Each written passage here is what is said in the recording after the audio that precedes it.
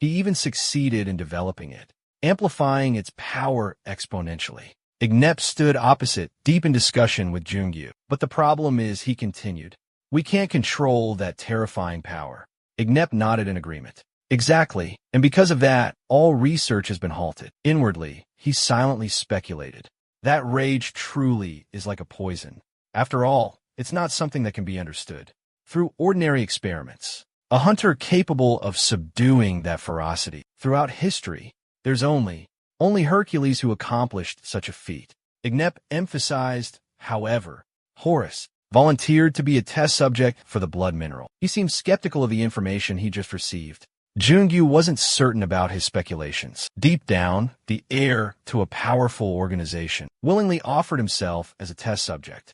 Could this be what happened all those years ago? He firmly confirmed exactly. Despite all the warnings and Chanjet, Horus remained determined to become a test subject. He asked in return, then, why did Horus recklessly seek power from the blood mineral? Ignep hesitated, uncertain. He didn't hide it, but revealed it was because of Set. Although Horus was the rightful heir, the legitimate holder of Nin, Set always wanted it for himself. Remember when Set was screaming at that AI? I recounted how Osiris and Set frequently clashed, but he was too powerful. No one could negotiate. So, in order to stop Set, Horus craved even greater power.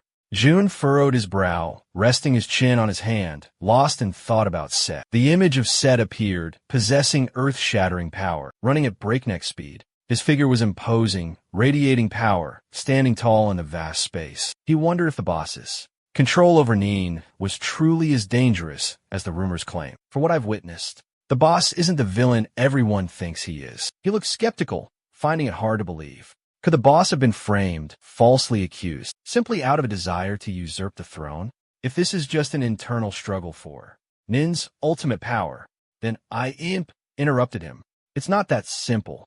Horus is a righteous and just man. He intends to pass the throne to Set. Suddenly, a mysterious voice echoed from the void. So, you two have found each other. They both turned around simultaneously. Set slowly approached and softly called his name. Set's sudden appearance aroused his suspicion. He's been following. Wait, could Merlin's magical shield still be active? If so, that would imply. He turned and surveyed his surroundings. So you were here all along? He replied, my sincere apologies for eavesdropping on your conversation. However, there's something I'd like to ask. He gestured. Ignep, answer me. I know Horus tried to relinquish the throne to me. Ignep then wondered, but Horus continues to involve himself with that dangerous power source, all to control me? Why? He frowned. Horus spoke, his expression hardening. Because an artificial intelligence is manipulating you. He was stunned, utterly shocked. He remained impassive.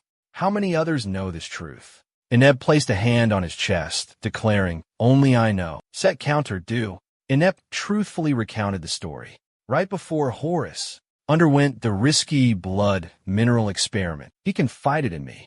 Perhaps he informed the AI beforehand. But as far as I know, I was the only one he told. Jun Jiayoung silently observed Ignep's expression. A moment ago, he seemed quite relaxed, but now, worry was etched on his face. It seemed what Horus said was true. Jun Jiayoung advised him to leave. Ignep, I think you should go back. Jun Jiayoung hinted at a possible cure for Horus. I'll think about it, but I'm not sure. I can't make any promises, so don't get your hopes up. Ignep expressed his gratitude to Jun Jiayoung. The conversation between the three ended. Everything was clear. Jun Jiayoung ordered Ignep to leave. He nodded in compliance. Ignep quickly left, their figures fading into the distance. Siep, with an icy expression, turned back to glance at the one who remained. Jungi, spoke up, trying to stop him. His mind was a whirlwind of chaotic thoughts. If he had made up his mind, then there was no way to stop him. But he only sighed, a sigh of resignation. I understand. An unexpected calmness settled over his face. We have things to discuss as well, don't we? The sky was a picturesque blue, blending with the green of the leaves, creating a breathtakingly beautiful scene. Satch sat on a large rock in the distance, his gaze fixed on him. I've been watching you. It's not surprising that you know that. He showed no surprise. But I didn't expect you to be so close. He wanted to get to the bottom of things. The one behind you, is it Aska? He remembered Bondar, his sly, knowing smile. Bondar had told him that he had encountered a spy. He remembered the times he stood behind him, along with Set, yearning to seize the throne. So, lightning could also have contributed to. The Asgardian didn't evade the question, responding frankly, "You're not wrong, but not entirely correct either." He persisted in clarifying the matter. "I'm not some kind of spy or anything like that. More accurately, we're just helping each other." Naturally, it's understandable if you're a little surprised, even shocked, to hear this. He looked at him with amusement, a provocative smile playing on his lips. "You could see it that way." June sternly asked again, his face full of determination. "Then who's behind you? What evil entity is pulling your strings in the shadows?" Upon hearing this, Set couldn't help but flinch. He suddenly unleashed a powerful surge of energy around his body. At the same time, a sword materialized, gripped tightly in his hand. "Don't even think about trying anything, because I've run out of patience." The sword in his hand began to glow brightly, pulsating with the energy now enveloping its wielder. "Then instead of arresting you, I'll send you on your way." The spear suddenly blazed with blinding light, signaling that he was unleashing his full potential. He made even Asgard wary, emanating an aura of authority. From the way he gripped his sword, pointing it straight ahead. The key issue lies with the puppet master pulling the strings. Could it be that this implies the existence of a hidden figure wielding manipulative power? A mastermind leading a powerful organization like SAO? He started to feel anxious and uneasy. "I have absolutely no chance of winning. Perhaps I have to gamble my life on this." Set laughed heartily, a sinister smile spreading across his face as he looked at him. "Excellent, but do you know something?" He taunted again, and then vanished in an instant. June's eyes widened in astonishment. He's gone. Suddenly, Set appeared right behind him, his cold blast. Jun Jiayong, with lightning speed, bent backward, dodging Set's sharp blade. He seemed surprised by Jun Jiayong's extraordinary reflexes. Jun Jiayong immediately jumped back 2 steps, widening the distance between himself and Set. Jun Jiayong fell in a deep thought. Just in that brief moment, I saw it. He felt lucky. If it weren't for the sparring matches with him before, I wouldn't have been able to dodge that attack. "It's all thanks to Arthur and the Knights of the Round Table," the boss said triumphantly. "Just as I predicted, my eyes have never been wrong." He continued in a proud tone. "You are truly extraordinary. If only I hadn't stumbled upon the red, or a treasure bestowed only upon me." The boss's words startled Jun Jiayong. "That person," he continued nonchalantly. "You once asked me what I would do if I became emperor. Now you have your answer." Jun recoiled, staring at him in astonishment. "You!" Jun exclaimed in outrage. "You're an imposter!" The guard was stunned. "An imposter?" Jun Ji shouted. "Calm down. I'm so pathetic that even for a moment, I thought you were like him." At that moment, memories of Set flooded back into Jun's mind. A notorious hunter, feared by all. A seasoned hunter, trying to change everything with his illustrious reputation. The moment I saw Set, I thought of the Devil King. I immediately thought of the Devil King. Jun Ji's eyes were fixed on Set. "The reason you want to control the Nile River, isn't it because you want to become a king? Because you yearn to be a ruler who can do whatever he pleases? In other words, yo." A dark shadow fell over his face, obscuring any trace of emotion. Then his lips curled into a sinister, maniacal grin. He continued to laugh, seemingly oblivious to the boy's presence. He declared, "Indeed." The shadows of night gradually receded, giving way to the harsh light of truth. The next day, in the opulent royal palace, Jun Jong sat deep in thought, pondering the man. Does Asuka know there's another force at play here? He worried. If Asuka is unaware of this, he won't let me get away with it. Or does he think I wouldn't dare tell Asuka? Just then, In Chong rubbed her eyes and walked in. "You're still awake?" Jun Jong explained. Just thinking about some things." She hesitated. "So, about the boss. Something's not right. I don't think he's a good person." He asked, "Why do you think that?" In Chong wasn't sure. Should I call a hunch? What he showed us. Compared to him, what's the truth? It's as if he's just putting on an act. Jun Ji gave a wry smile. "I only realized that after meeting with him last night. She truly possesses sharp intuition." The door suddenly burst open. Bander stormed in, yelling, "Underdog! What the hell are you doing? What are you babbling about? I don't understand a thing." "I don't know if you're aware of this," he replied. "About the informant and Asgard that I mentioned before," Zed Bander continued. "And this morning, Set announced the termination of information exchange with Asgard. And the reason he suddenly did that is definitely because of you, Underdog. He is usually narrowed eyes were now glaring at Junji with hatred. So what in the world did you do? 00:07:2790. Junji expression suddenly turned serious. This is our mission now. We will attend the summit regarding the Nile River. Inchon gasped, what? Bundell remained impassive, his sharp gaze fixed on him. Outside the temple, jackals were lined up in neat, orderly rows. Batet greeted them warmly. It's an honor to meet you all. I warmly welcome everyone to the land of the Nile. Jun Jiang responded formally. Oh, heroes of Asgard, we are also honored to be welcomed. Today we come here as emissaries of Asgard. She led the way for everyone. We received a message from Asgard. Please follow this way.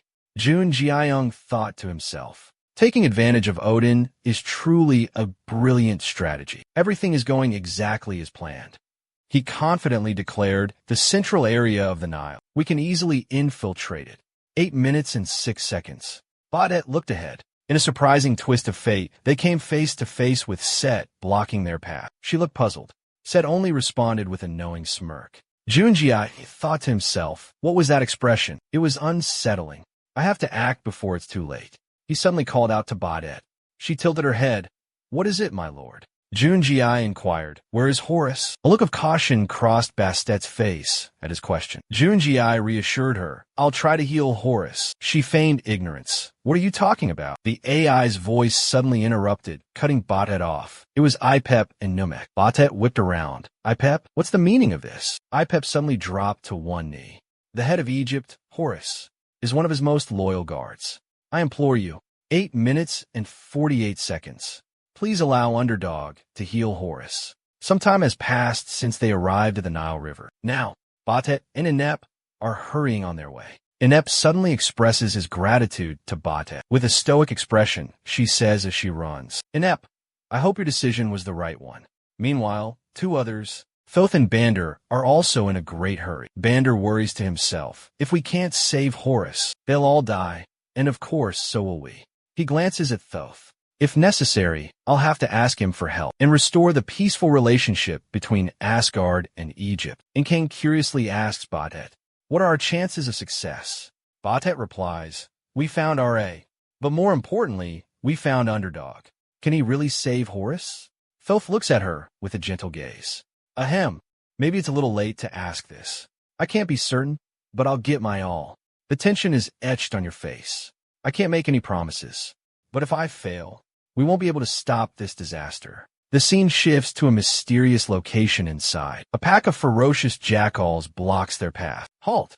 You dare trespass. How dare you defile the heart of the sacred Nile? Batet steps forward, Inapu and June flanking her. She speaks, please stand aside.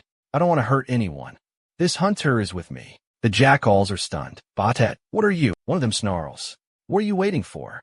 Seize them, quick as a whisper of wind. Bastet's sword flashes, slicing through 3 jackals in a blink. The fatal blow sends them crashing to the ground. One by one, they fell, witnessing the horrifying scene unfold. Inking couldn't believe his eyes. What are you doing, Batet? He exclaimed. They all put their faith in you, Batet. They believed you could help us. Batet answered solemnly. That's precisely why. Suddenly, a hand landed on Inchang's shoulder from behind. Still reeling from the shock, Inkang pressed. What? What do you mean, Batet? Junjung slowly began to explain. Batet has always held a special concern for them. If we fail to rescue Horus, they too will face grave danger. Inkang was ashamed to realize his mistake. I'm sorry. I was being short-sighted. He suddenly realized how extraordinary Merlin's necklace truly was. It wasn't just translating for him, but for his comrades as well.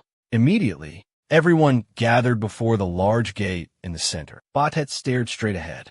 Horus is right behind this gate. She turned and called for Numek. Batet asked directly, will you help me protect this place? Numek looked skeptical at her offer. Inep stepped forward, gratefully saying, thank you for having faith in us. Numek still hesitated, but if you don't want to risk anymore, you can go back now. Anger began to flash in Numek's eyes. She declared boldly, it would be an honor to fight alongside you, Batet. For a moment, Batet looked surprised, but she seemed to have made up her mind. The gates slowly began to open. Numek and Batet stayed outside, watching as everyone passed through. Numek had something she wanted to say. She called out Inep's name, and he quickly turned back to look at her. Numek blushed, looking away shyly. If you succeed, stay with me. Inep smiled reassuringly. Don't worry, we will definitely succeed. Nomek's heart pounded, her cheeks flushed. Inep declared confidently, we absolutely cannot fail at this moment. Junji readily agreed, saying, as I predicted, they will continue to block our path. The team moved swiftly, traversing the terrain. Ahead, a faint light glimmered from the final exit. As they stepped inside, a magnificent sight struck them all. A coffin, radiating a brilliant aura, lay in the center of the temple. The woman standing before the coffin spoke. I knew you would come looking for my son. Seeing Inep, Junji softly called out, Lady Isis. Beside him, Junji suddenly remembered the name Isis. He had heard that name somewhere before. Junji was almost certain of the woman's identity. She was Isis, the goddess of the Nile. She was the wife of Osiris and the mother of Horus, the one they needed to heal. She was also one of the most powerful deities in the land of the Nile. Isis looked at them with a sharp gaze, warning them not to come closer. Suddenly, a mystical reflective circle formed, encompassing the entire surrounding space. The central part of the coffin suddenly split in two, forming a barrier both inside and out. Witnessing the strange sight, Zhang Gildong exclaimed in astonishment, as if questioning himself. There's no way we can approach it conventionally. It seems this river of destiny is concealing some kind of mystical being. Imhotep looked up at the goddess Isis, earnestly pleading with her. Isis continuously expressed her feelings. I know Horus, my son, holds you in high regard, and I have heard many times that you would find the one who could save my son. She sternly asked Imhotep, so I ask you, Imhotep, do you truly believe that this man can rescue my son? Imhotep resolutely replied, yes, my goddess, I firmly believe so. Isis glanced, seeking further affirmation. Then let me ask you once more. Are you certain you can save my son? Zhang Gildong froze for a moment, then immediately answered. His answer greatly astonished Inchong and Bander. Isis's face darkened, her expression filled with shock. Faced with the critical situation, the young man anxiously asked, Madam, can the divine healers save him? The healer sighed, responding with a solemn expression. Zhangji, I must be honest. I can't guarantee I can save his life. I can only promise to do my utmost, to try my best to heal him. Zhang Jiai's hands trembled, falling limply after hearing those worrisome words. A group stood before an ancient structure, imposing and mysterious. At the center, a stone coffin lay in state, drawing all eyes. Injang observed carefully, a pensive expression on his face. Suddenly, the invisible barrier around the coffin vanished. As the coffin lid opened, Lady Isis's commanding voice rang out, announcing, the seal has been broken. Once the seal is broken, it will remain so for 30 minutes. Her eyes flashed with a sharp glint, her voice turning stern and warning. There will be no way to reseal it. No one will survive leaving this place. He retorted resolutely. I swear, I have no intention of dying here. A pair of feet silently moved forward. Wanho was ready, sharp acupuncture needles, hovering in his palm, prepared for anything. Both young men shared a bright, confident smile. The faint light from a lamp hanging upside down from the ceiling cast a soft glow across the room. Set sat cross-legged on a large rug. Underdog must have started treating Horus and Isis. The goddess Nephthys was also there. Set's eyes darkened as he thought about his first love. The journey ahead is still long, he thought to himself. I can't believe I'm leading a rebellion for love.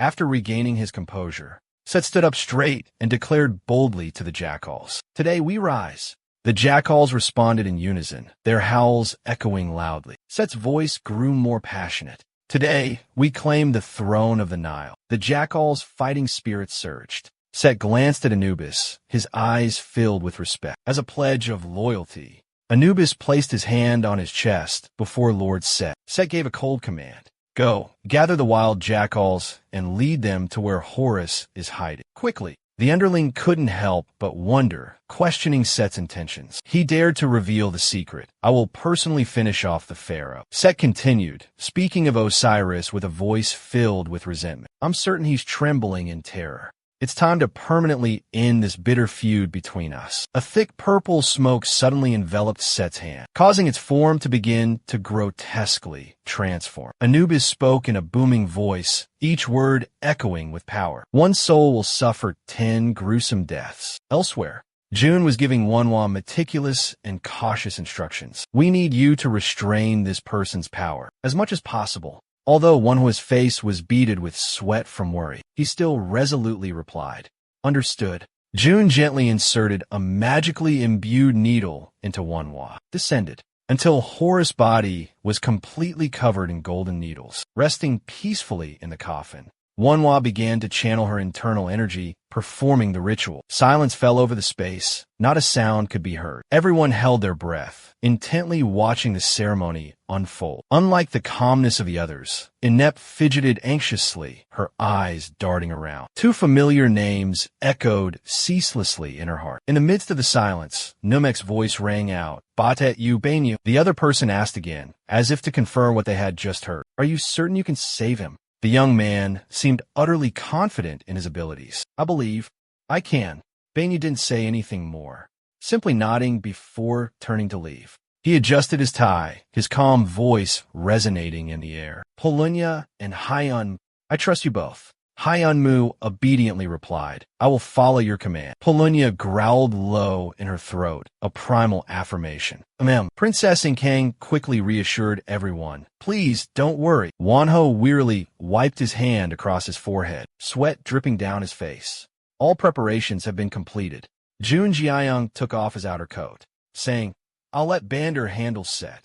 Once I begin to heal Horace, I'll be completely defenseless." He bypassed the stairs, leaping down in a single bound, landing before the cold, somber sarcophagus. Spiritual energy emanated from the sarcophagus. Jun Jiayang thought to himself, "The rest I entrust to my comrades." However, his eyes still glanced behind him, cautiously observing. While intently watching Isis, he pondered, "Now, we have a powerful ally on par with Set, a power that rivals even the Thunder God. Perhaps, instead of facing the entire Nile force alone, now we'll have others fighting alongside us to withstand the ferocious lightning strike." Against Isis's terrifying power, he quickly summoned his massive trident, bringing its sharp point down in a deadly blow. The weapon plunged deep, piercing the ice-cold body of the one lying in the coffin. Isis was utterly astonished by this horrifying sight. What? In the blink of an eye, you vanished, leaving only a deep indentation in the ground. She gathered two enormous energy spheres in her palms and lunged forward. "You bastard." Fortunately, Inept stepped in to shield him. He spread his arms wide, trying to halt the goddess's advance.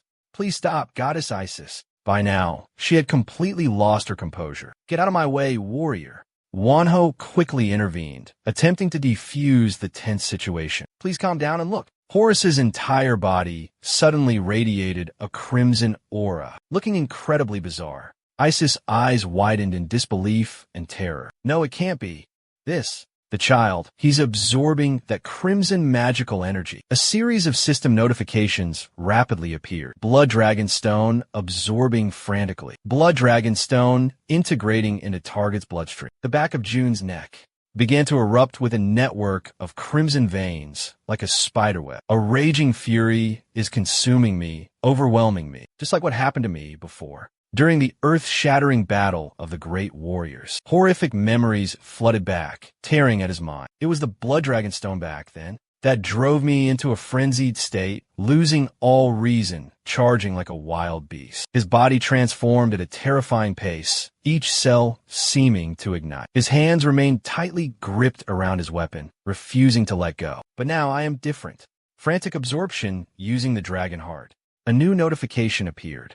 Weakened Dragon Heart containing the Blood Dragon Stone. A flicker of worry finally crept into Chang's mind. Would everything be all right? Crimson magic spread throughout the mummy with each passing moment. Horace's bandages were stained red by the frenzied, violent energy. They would return to their original hue. But when Chang's gaze shifted to Junjong, his pupils had turned a vibrant blood red. His breathing became rapid and heavy. White smoke billowed from Junjung's mouth like an enraged beast, yet his mind remained incredibly clear and focused. Just healing Horace wasn't enough to defeat Set. "I need to evolve to a new level of power." 被狂暴的能量包围了 Junji 的三叉戟. Raw power enveloped Junjung's trident. By reversing the flow of the Blood Dragon Stone, I can absorb all of this rage. A name echoed in his mind, Gorilla, to awaken his own dragon heart. An immense surge of energy erupted from Jun Jung's body. Brilliant red streaks of magic spread across his body like flowing lava. The boy's eyes glowed a demonic, haunting red. His teeth clenched, a testament to his excruciating endurance. Manhwa watched with growing dread as the horrifying scene unfolded before him. The boy seemed to be absorbing all of the crimson magical energy. And Kang was also in a similarly critical condition, but he could only watch helplessly, unable to do anything. He could only silently observe Li Jun and his wife. Isis smiled with satisfaction. The red magical energy had completely engulfed Horus and was now returning to Underdog.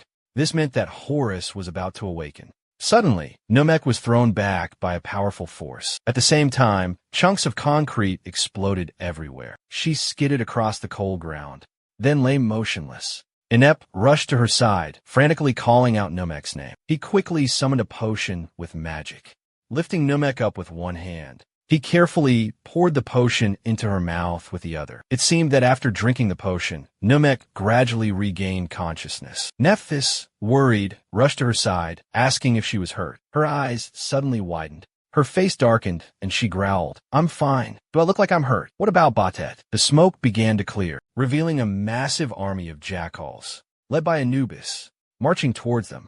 Lamia was lifted into the air by Anubis' powerful arm. Isis, enraged, let out a furious cry. Her golden eyes blazed, ready for battle. Anubis returned her gaze with a cold, murderous glare, just like old times. Without a word, he delivered a powerful blow to Lamia. Completely helpless, unable to resist, a terrifying shockwave hit her, causing her to cough up a mouthful of blood. Lamia was sent flying out of the thick smoke, sharing Nut's fate. One moment, she lay motionless on the cold floor. The next, her face turned a terrifying shade of pitch black, as if it had detached from her head and was floating in space. Anubis gasped in horror, his voice a raspy croak. The jackals seemed to understand their master's unspoken command. They all howled in unison, a resounding ah. He ordered the attack. Go, bring me 10 skulls. The jackals instantly transformed into blurry shadows, lunging forward with terrifying speed. Isis didn't hesitate, immediately ordering a defense. Horus and Underdog prepare to engage. Inapu and Namek quickly took up fighting positions. Manhwa and Nkang also spread out, ready to respond. He spoke urgently. "I'll go heal Batet." She agreed. "All right, I'll keep an eye on her for you." Outside the magnificent building, an eerie calm prevailed, as if nothing had happened. But who would have guessed that? Beyond the door lay a scene of brutal chaos. Ferocious wolf-like creatures, armed with swords and spears, charged forward with savage roars. Faced with the sudden onslaught of 3 enemies, CLG remained calmly in place, motionless. Right then and there, he activated his divine golden eyes, not forgetting to unleash a taunt. Fools! In a blink of an eye, a fatal blow sliced through one enemy's body. Without pausing, his next attack descended upon another. He effortlessly annihilated the entire pack of wild wolves. In mere moments, their bodies began to disintegrate into dust, then completely vanished in a thin air. The system's voice rang out. The desolate desert wolves have given their all for their leader. Looking at the dust cloud hovering before him, he muttered to himself, "A pity that they couldn't recognize their new lord, even when I stood right before them." His eyes widened, blazing with arrogant pride. "Just you wait, brother, because he is the most worthy to rule. The Songmin organization is on its way." With that, he turned and left, leaving the unfortunate subordinates' ashen remains scattered across the cold tile floor. The scene shifts to a magnificent space, bathed in brilliant gold, rich with Norse mythology, resembling the grand Asgardian palace of Odin. A group of people in mysterious black attire are seated in 2 long rows, neatly arranged in the middle of the hall. The leader sits at the center, exuding authority, and speaks. "We will begin the meeting." Hyojin steeples his fingers, his expression utterly serious. The boss has launched an uprising. Although it seems Songmin is about to collapse, everything will be all right. His gaze dropped, lost in thought. Today's meeting concerns Songmin. The screen displays the image of the supreme symbol, Lord Odin. His voice dropped low, revealing a shocking secret. "Soon, Master and I will go to war. Without hesitation, he agreed. You have my permission. He then turned, facing the person they just spoke of. The master looked utterly astonished. Unbelievable. I never thought you would dare to stand in my way. Bandyak had already summoned his 2 swords, gripping them tightly. Neither did I. I never thought that we would cross blades here like this. A subtle smirk played on his lips. So, this is the will of Asgard. Very well. It's of no consequence. It seems I'll need to limber up before the main course. In a blink, he vanished, leaving only a footprint etched into the ground, a testament to his terrifying power. Lightning crackled as he lunged towards his opponent with a blindingly fast sword strike. But in an instant, a deafening clang ripped through the air. As the 2 weapons collided, blocking a fatal blow, Bender's knees buckled slightly, channeling all his strength into his arms, struggling to withstand the immense pressure bearing down on him. A flicker of amusement crossed his face, followed by a grudging compliment. You're strong. Only then did he crack open an eye, his expression one of intense concentration. You're pretty tough yourself. The 2 warriors stood locked in a stalemate, bodies taut as drawn bows, poised to unleash a deadly, merciless attack. From atop the pyramid, looking down, the wild dog charged, their eyes cold and murderous. Jang, his sword radiating a vibrant purple energy, surged forward. His gaze locked onto them. The 3 clashed in midair, their fight lacking earth-shattering explosions, but brimming with terrifying power. A wild dog recoiled in fear from Jang's relentless assault. He swung his brilliant, purple glowing sword, charging straight towards him. Jang stared at him, a sly smile playing on her lips. You will be the first to pay. He lunged at her with blinding speed. At the same time, one of the wild wolf's subordinates charged forward. Both aimed straight for Jang, ferocious as 2 blazing missiles. She frowned slightly, swinging her sword and unleashing a sharp blade of energy that sliced through the air. Earth-shattering explosions roared one after another. Jang gritted her teeth, retreating amidst the thick smoke and dust. Her eyes darted towards Gunwoo. He furrowed his brow, exclaiming in astonishment, unbelievable. Each of them is as strong as a hero-class hunter. I can't imagine what kind of terrifying skills they've been taught. She turned her head, looking in the direction they had vanished. Now's not the time to be surprised. For other wild wolves lunged at Isis, but she blocked them all. Isis frowned, focusing her energy to create a defensive barrier. Suddenly, mysterious footsteps echoed, drawing closer and closer. Anubis appeared, radiating a terrifying aura of killing intent. Out of the way. He charged with terrifying speed, as fast as lightning. Isis braced herself. Anubis also lunged forward with razor-sharp black claws. He channeled all his strength into his arms, diving down towards her. Their collision created an earth-shattering explosion. Anubis sneered, his face full of mockery. You think you can maintain that defensive barrier forever, while you're busy fighting me? Black energy emanated, swirling and draining Isis's power. No, I can't hold this barrier much longer. The jackals seized the opportunity, charging straight towards her. The defensive barrier was broken. This is our chance.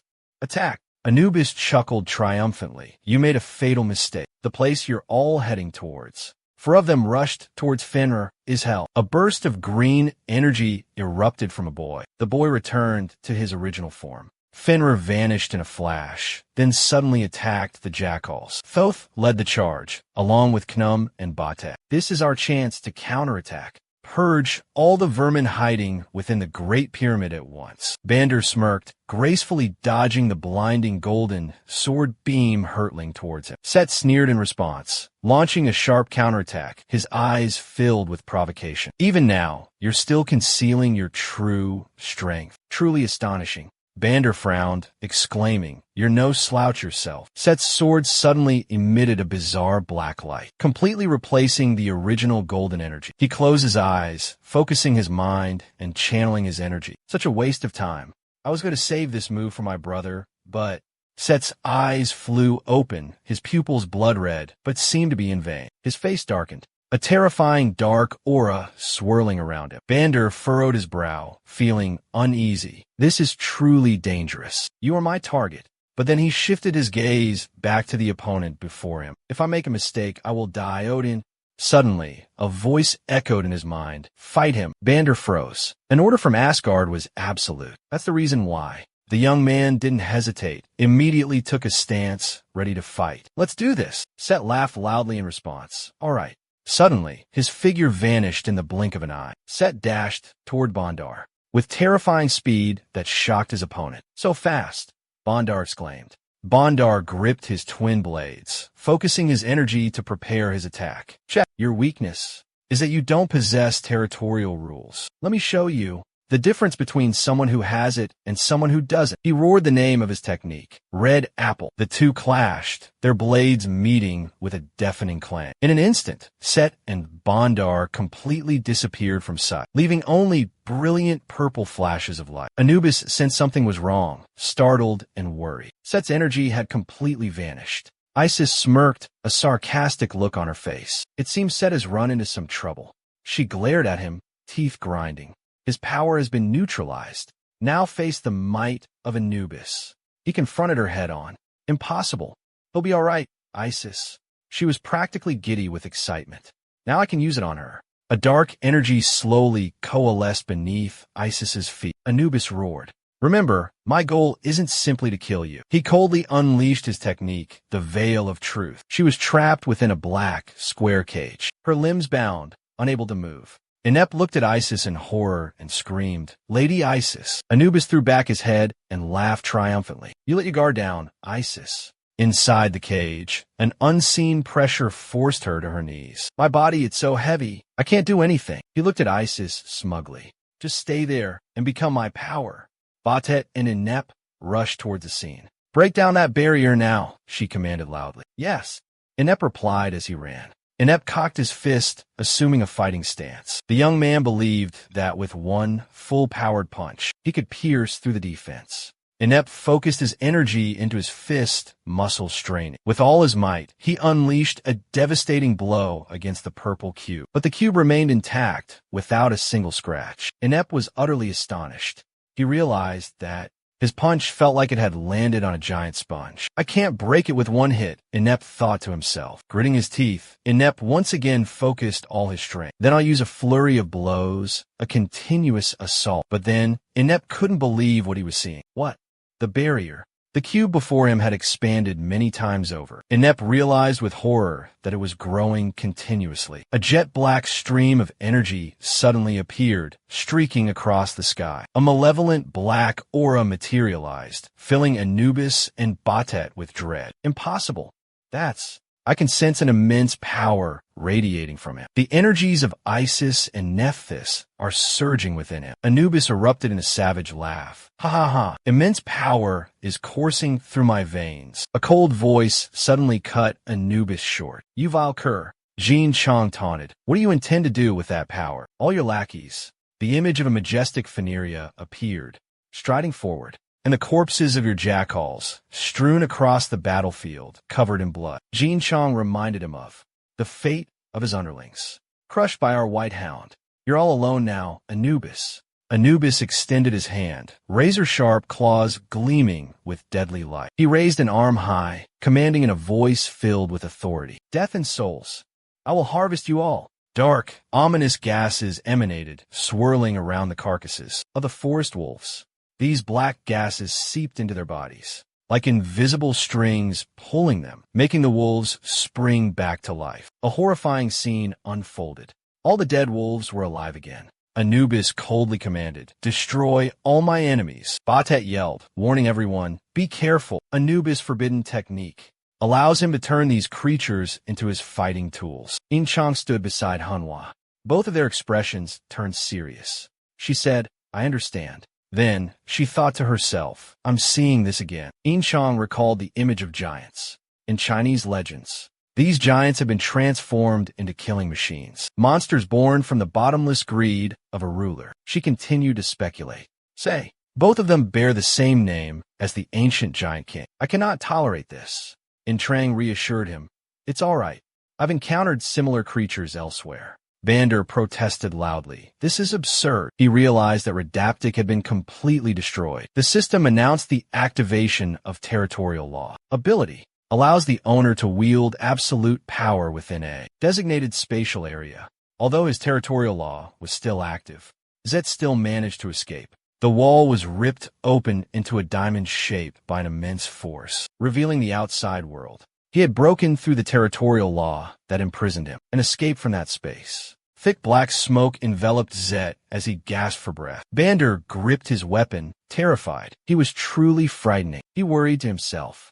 Now, my territorial law is us. Is this the only way? Bender resolutely declared to Odin. I will use it. Please grant me permission. A deep voice echoed in the void, penetrating Bender's mind. Wait. If we do that, we will suffer heavy losses. Abandon the Nile River. Finally, the command was given. Use Lindadog and retreat immediately. Bender, though reluctant, obeyed the order. The weapon in Bender's hand transformed into a blinding white light and vanished. The boss let out a mocking laugh, asking, "Is that Asgard's will, telling you to retreat?" Bender hung his head, feeling utterly humiliated. But I cannot disobey. Orders are absolute, the boss cheerfully affirmed. There's no shame in it, Bender. Asgard has made a wise decision. Then he smiled at Bender and vanished into the magnificent palace. Thor stood in the middle of the cold hall, looking up at Osiris, majestically seated on his throne. Osiris spoke, "You have arrived." "Brother Set." Set replied calmly, but his eyes held a deep concern. "You don't look well, Osiris, judging by your current appearance. I fear this is your final decision, isn't it?" Suddenly, Set erupted in a fit of rage, roaring his question. Why? Why has it come to this? Tell me why. Osiris maintained his composure, responding, "I have no regrets about my decision, Set." Set continued to press. "Is it my fault? Is it because of me that your desire for power was so great that Horus almost lost his life? Was it because I coveted your throne?" Osiris coldly retorted, "Don't be so arrogant, Set. There are many powerful individuals hidden in this world, but not all of them act for the benefit of all people."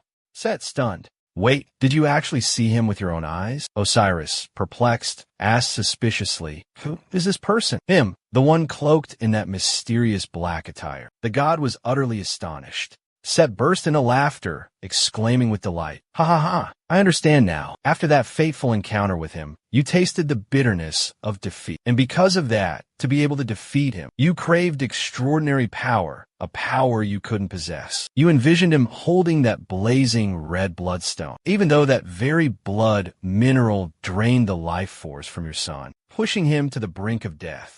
Yet, you still yearn for the terrifying power it held. Of course, you are much stronger than Horus, so you didn't lose everything. But in return, your youth and vitality were cruelly stolen by the blood mineral." Set pointed at Osiris, laughing scornfully. "But I am different from you, and I am completely different from him." Osiris, stunned, exclaimed in astonishment, "What?" Set crossed his arms, beginning to gather energy. "I will show you." The terrifying power surging within him. Dark tendrils, like the night itself, enveloped his body, leaving Osiris in disbelief at what he was witnessing. This power, it can't just be from the blood mineral. A shadowy aura swirled around him. And from his side, a jet-black canine head emerged, its jaws revealing razor-sharp teeth like steel blades. The leader smirked, a look of disdain on his face. "This is the power you crave. You chose the wrong side, brother." A black blur shot forward, the monstrous dog with its vicious fangs, and blood-red eyes lunged at Osiris. But Osiris remained calm, unfazed by the danger. He softly called out Horus's name. The leader's eyes glowed a terrifying red. He declared loudly, "I will follow that man and conquer. Dominate this entire world. Not just the Nile River and this tiny land of Egypt." In Hyong moved with agility, a sharp purple sword slashing across the enemy's body. The fallen jackal was resurrected once more. In the air above, In Hyong swiftly took down each jackal one by one. Her eyes were ice cold, her blade a merciless instrument of destruction. Gongju fought ferociously, smashing another jackal into pieces. Spherical water bullets formed from magic. Hyunmu launched them forward, striking 3 enemies. The jackal's bodies lay shattered and broken, scattered across the ground. Suddenly, a dark purple smoke spread through the air, seeping into the body of a fallen jackal. Its eyes snapped open, revived in a terrifying manner. Other jackals were also resurrected by the black smoke. Their missing limbs were instantly restored. Wanhwa's face was grim. They just kept coming back. Wiping the sweat from her brow, she said breathlessly, "Just as I thought, there's only one way to stop them." A flash of violet light sparked in her eyes, her gaze locking onto something in the distance. Anubis unleashed deadly blasts of dark energy, aiming directly for Fenrir. Fenrir quickly launched a counterattack, its eyes flashing with brilliant blue lightning. It stared intently at Anubis, letting out a deafening roar. Fenrir lunged forward, attempting to pounce on Anubis, but Anubis leaped into the air just in time, dodging the attack. Dark energy swirled around Anubis's body, and a massive energy source began to coalesce in his hands. He unleashed a powerful blast of energy, striking Fenrir head-on. Smoke and dust billowed, mixed with shimmering streaks of dark energy. Witnessing the scene, Inu-chan cried out in worry. Fenrir! The dust slowly settled, but visibility remained obscured. Soon, the scene became clear. Fenrir was back in his human form, lying motionless on the ground, covered in wounds. Anubis looked down at his fist, radiating with immense power, and exclaimed with satisfaction, "Magnificent! This endless power! I can feel it! We can defeat any AI, even the mighty Osiris." A sinister smile spread across his face, revealing razor-sharp teeth. "Now I will end this all permanently."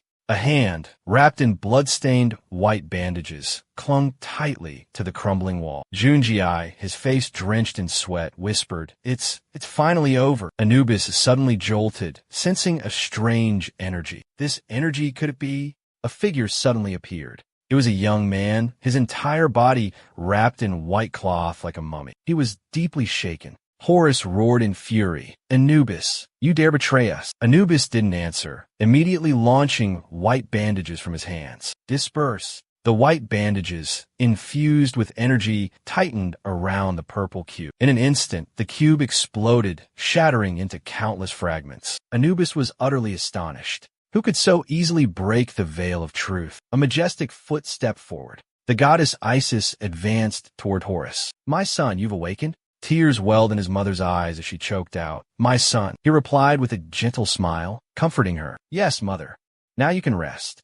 With that, he turned and walked away. His body erupted in streaks of black and vibrant orange electricity, his voice echoing through the space. "I will return." Dreadful bruises suddenly appeared on the jackals. They clutched their heads and howled in agony before Anubis, then in a blink disintegrated into dust. Witnessing this, Inept thought to herself, "The truth has been unveiled. He no longer has control over death." Anubis was completely consumed by rage. He roared Horus's name in frustration. He charged towards Horus with blinding speed. A frigid, swirling ribbon of energy flowed from Horus's hand. Anubis swung his sharp, jet-black claws at Horus. Horus remained calm, ready to fight. The supple yet powerful ribbon of ice wrapped around Anubis's hand, then quickly bound his entire body. Anubis could only growl in frustration.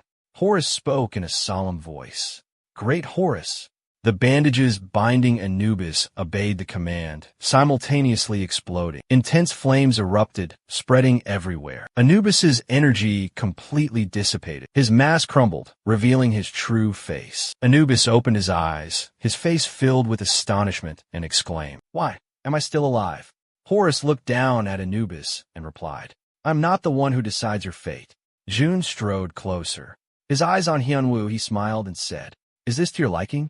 Hyunwoo replied, "Yes, I'm deeply grateful." Hyunwoo looked towards Jun, curiously asking, "Why are you so lenient with him?"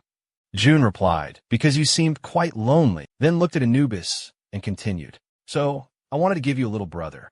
Its eyes welled up with deep emotion as it looked towards the boy. "Thank you, Your Grace." Anubis, who was lying down, suddenly felt a chill run down his spine. "Why am I trembling?" Anubis wondered. An immense pressure suddenly descended upon the Great Pyramid, the magnificent structure. Both in Kang and Manhwa sensed this shift. Others quickly noticed the anomaly as well. With his sharp instincts, Junjong immediately detected the strange phenomenon. Horus suddenly grabbed his hand tightly, his whole body shaking. Agony was etched across his face. "Father, you have passed away."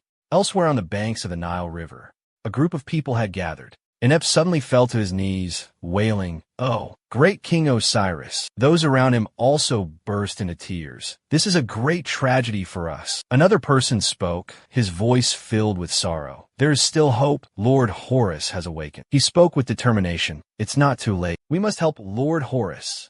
With that, everyone immediately set off together, heading towards a mysterious tomb. Chief Thoth of Memphis declared firmly, "The Memphis tribe will not participate in this war." Hermopolis tribe, what will you do? Chief Sekhmet of Hermopolis resolutely announced, "We will defeat Set. We are not cowards." With that, he bravely stepped forward. "I will not let the Nile River be destroyed." Thoth hastily intervened.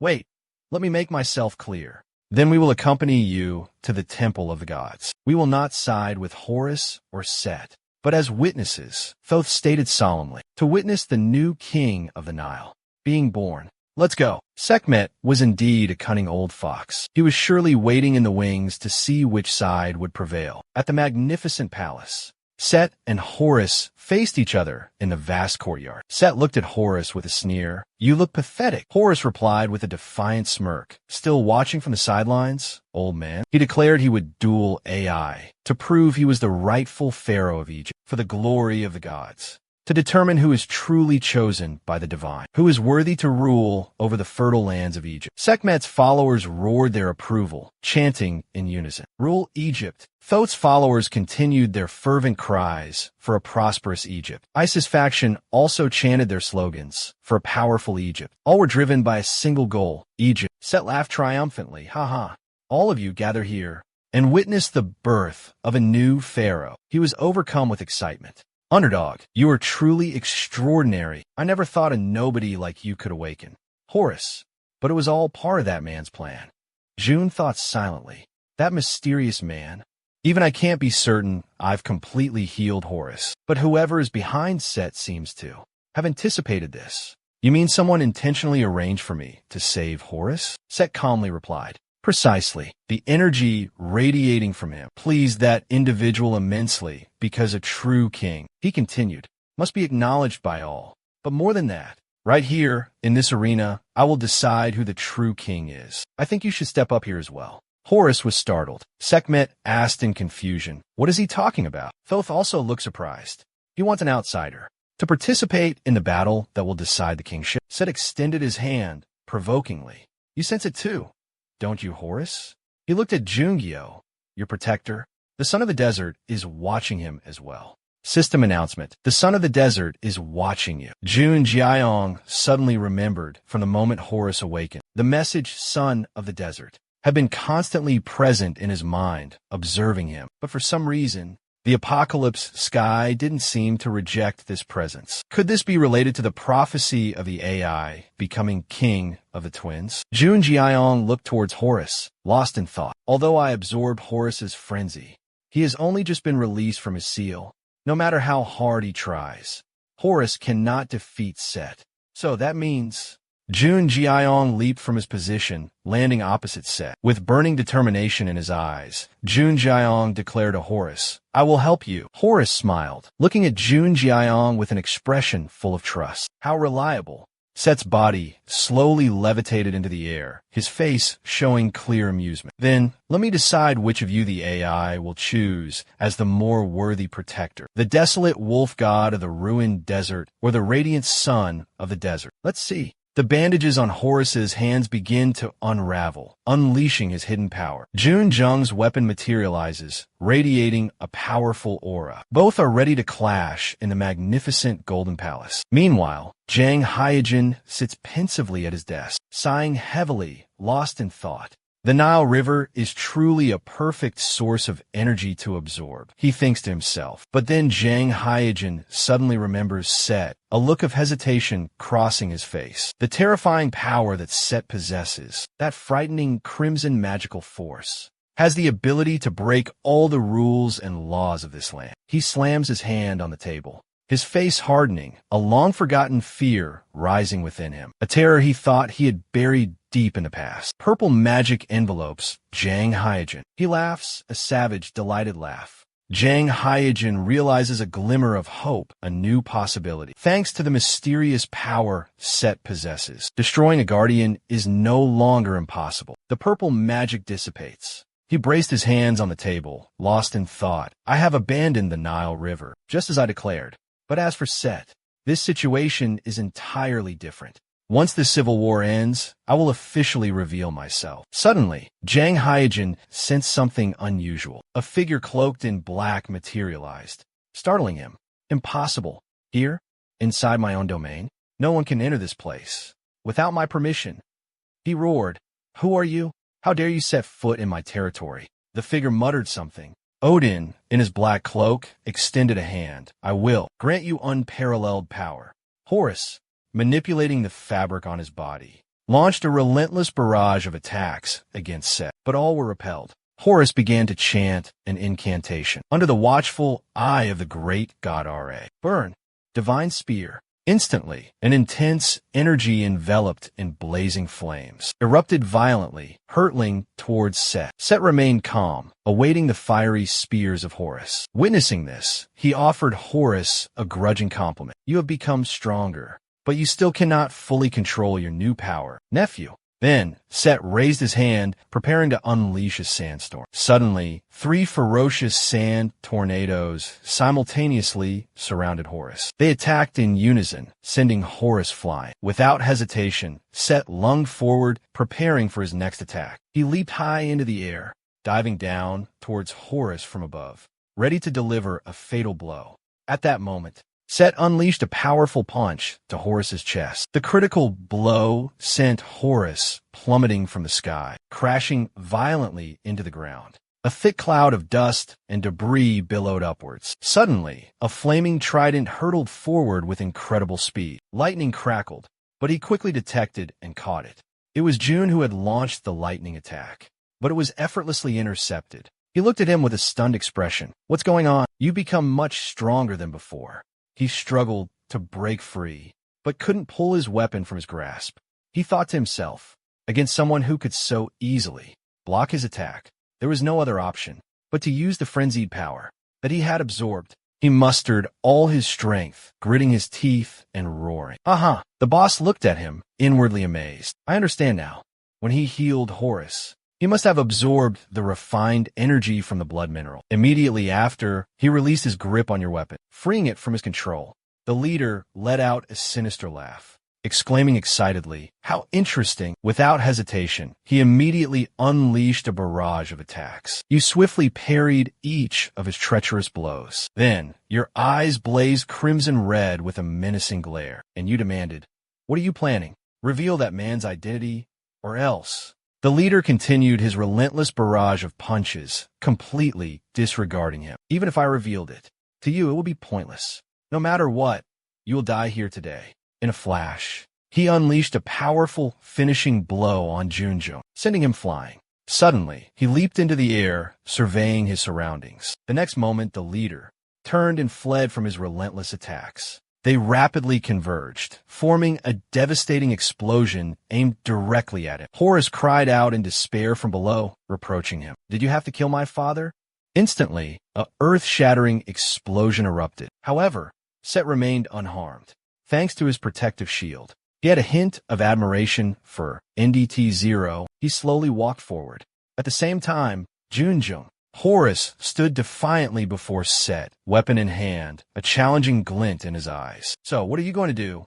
Set seemed at a loss for words. Horus's eyes flashed crimson as he issued Set a challenge. If we can defeat you, will you answer our questions?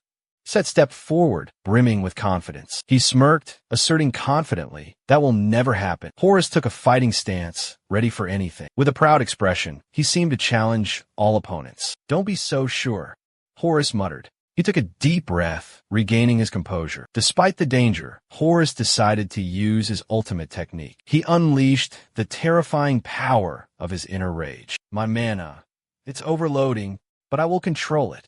Horus's spear, Heaven's Flame, gradually became enveloped in mana. It was like armor, protecting him from all harm. Without hesitation, Horus yelled and charged forward. His spear pierced through the air, aimed directly at Set. In a blink of an eye, His power exploded like a fired arrow, piercing straight through the Thunder Giant's body. The earth-shattering impact sent everything flying. Witnessing this extraordinary might, he couldn't help but express his admiration. "I understand why you're so confident. However, this is not enough. I can't let you gain the upper hand." He immediately unleashed his ultimate technique, Raging Sandstorm. Two terrifying energies collided, creating a devastating explosion, turning everything upside down. The horrifying scene left those below stunned and speechless. Immediately after, Injang nimbly leaped up, the sword in her hand vibrating intensely. The shaved heads below were still in a state of utter panic. "This is bad." She swung her sword, shattering the massive falling rocks. Rushing forward, she shouted a warning. "Everyone get back. I will protect you." They hurriedly turned and fled, their hearts filled with gratitude. This was no battle for ordinary people. Horus stood beside Junjong, who just fought alongside him, and asked, "Have we defeated him?" He quickly wiped away the beads of sweat, his face pensive as he analyzed the situation. "Although my attack landed, I'm afraid it wasn't enough. His magic power doesn't seem to have diminished at all." The thick smoke and dust gradually dispersed, revealing a figure shimmering with lightning. He still stood defiantly there, seemingly unharmed. In a flash, he suddenly charged through the smoke, attacking Horus with terrifying speed. Horus was completely caught off guard. Although Junjong managed to warn him, it was too late. Horus took the full brunt of the attack. He was gravely injured, coughing up a mouthful of blood, unable to stand idly by. Junjong rushed forward, his sword slashing through the air. The lightning wielder lay there, his clothes tattered, one arm severed, revealing a dark, scarred side of his head. His face possessed an eerie beauty, cold and cruel, beyond our comprehension. "He's much stronger than I thought. I couldn't penetrate his defenses." Witnessing the scene, he finally understood. He realized why. Bander had to face defeat. It was his unwavering gaze, fixed on Set's severed hand. Facing him, Set couldn't hide his astonishment. "Unbelievable. You forced me to use this power," he exclaimed. Witnessing this, he couldn't help but be filled with doubt, thinking to himself, "I have no chance of winning anymore." The thick smoke and dust within the palace gradually dispersed. Sagittarius watched the battle from afar, filled with anxiety. He's lost all hope. This terrifying amount of mana, what is going on? The rabbit beside him anxiously pondered. Could it be even stronger than a combined Horus and Underdog? It far surpasses the mana of all the hunters here combined. Standing behind them, witnessed the scene in terror. Li Du-hyung, Idong, Li Du-hyung. All three of them simultaneously unleashed their power, their auras filling the sky. They clashed, Horus pushing himself to his absolute limit. He coughed up a mouthful of blood. Set faced him, a provocative smirk playing on his lips. "You look exhausted, kid. It seems R.A. is the real ravaged wolf in this desolate wasteland, so I'll grant you peace." Trembling, he pushed himself up with his hands, struggling to stand. He was almost completely drained, his breath coming in ragged gasps. Now I understand why Bander ran away. Just witnessing that terrifying power, anyone who sees that dreadful crimson aura would feel like they're facing an endless, insurmountable source of energy, an eternal, inexhaustible power. His hand, gripping his weapon, began to tremble uncontrollably. It was truly terrifying, making him want to flee this place immediately. However, he suddenly flung his weapon away, displaying an unyielding spirit, refusing to submit to any enemy. His action surprised Set. "Oh, you have commendable fighting spirit. I thought you'd cower, tuck tail, and run straight back to Asgard like the cowardly Bender. That's what he would have done. I thought Asgard wouldn't get involved in this, did you?" But then he showed up, cool as a cucumber, and declared something utterly insignificant. Even the great Odin couldn't stand against that man. "Now, I won't hesitate any longer. I'll take your life right here, right now." Battered and bruised, he thought to himself, "This is a fight I can't win, but I can't back down. It's the responsibility of those who possess extraordinary power." Suddenly, the system displayed a notification. Sun, the gloomy, overcast sky, suddenly saw the dark clouds dissipate, making way for the faint glimmer of sunlight. Finally, the brilliant, dazzling rays of the sun shone directly down upon the earth. The familiar system sound suddenly echoed once more. "The desert sun god is watching over you." Those below were nearly stunned, their eyes filled with disbelief. That's the lady. Witnessing this scene, the ISIS members were completely shocked. How is it possible to receive a blessing from a god? The system continued its announcement. The desert sun god bestows his blessing upon you. Suddenly, a surge of immense energy washed over them. Horus's body glowed brilliantly, radiating unparalleled power. Not only Horus, but even June benefited from this divine energy. June couldn't help but feel confused. What's happening? His wounds were healing at an incredible speed, while a massive amount of mana enveloped his body. The system continued its announcements. The desert sun god is protecting the two hunters. The two hunters have been granted power, and their combat abilities have been elevated to new heights. The two hunters have received the blessing of the desert sun god. He stood frozen in place, his face a mask of disbelief at the scene unfolding before him. How can I possess so many guardian spirits? Even the apocalypse cannot withstand this power. The sacred sun of the desert. Could it be equal to the power of the apocalypse? The system's voice rang out once more, announcing, the desert sun has exceeded the maximum number of allowed guardian spirits. After a period of time, the number of guardian spirits will return to normal. The people below remained motionless, their faces filled with confusion and bewilderment. The divine light shone down upon the two of them. Set, seeing this, wondered, just now, was that the last struggle of RA? Horus continued to radiate divine energy. He quickly assumed a fighting stance, more determined than ever. Set went into a frenzy, launching a ferocious punch with his wolf-like hand. Horus nimbly leaped and spun, effortlessly dodging each of his opponent's attacks. The moment his foe launched an attack, he charged forward, unleashing a flurry of blows. But each one was blocked by his opponent's impenetrable shield. Suddenly, the system's voice echoed. The small heart of the dragon will be temporarily enhanced under the influence of the Samarkand sun. Samarkand Yang stood silently observing the fierce confrontation. From behind his back, a pair of jet-black wings suddenly sprouted. Without hesitation, he flapped his wings and soared into the sky. He soared high above, surpassing everything, and continued to watch the battle from above, searching for his opponent's weakness. He hovered in midair, wings outstretched, wondering if this was the power the Samarkand sun had bestowed upon him. Has the Samarkand sun lent me this power? I can feel the flow of magic in the air. He continued to analyze and then had a sudden realization. I understand. Thanks to this magical flow, I can control the magical power in the air. If I can use the magic power from the air, can I possibly use the Demon King's signature move, that devastating attack, to achieve victory? The system panel continuously displays notifications. Mana flow is activating at breakneck speed. The dragon's small heart is frantically absorbing magic power from the surrounding space. Guerrilla mode, rage mode activated. He's ready to fight, battle stance assumed. Mana surges like violent waves.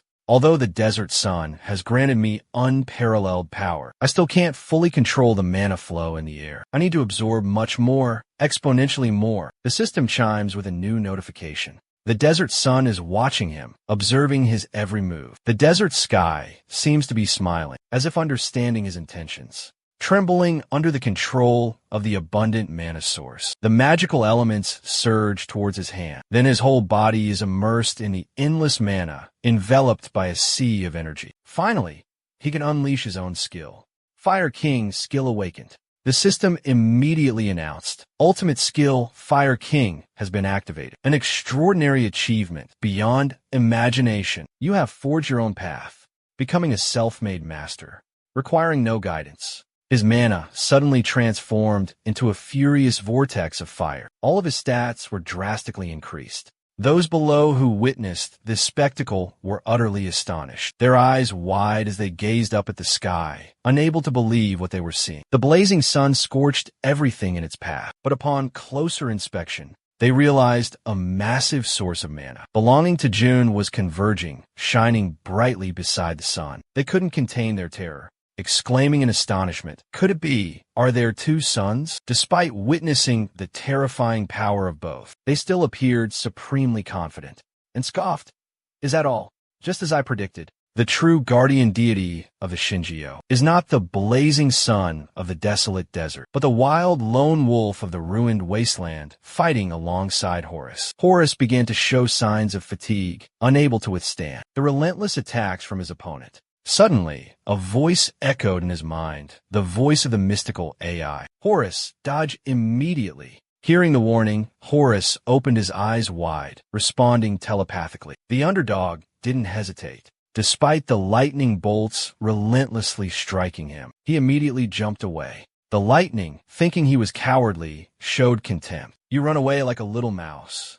Suddenly, he noticed something strange, but it was too late. The magic sphere created by June was hurtling towards him at breakneck speed. The sight terrified him. What is that? Immediately, a terrifying explosion erupted at his location. Before he could recover, the energy sphere didn't stop but continued to expand. The terrifying power sent everything around V flying in an instant, relentlessly bombarding those below. They scattered in a panicked frenzy, desperate to survive.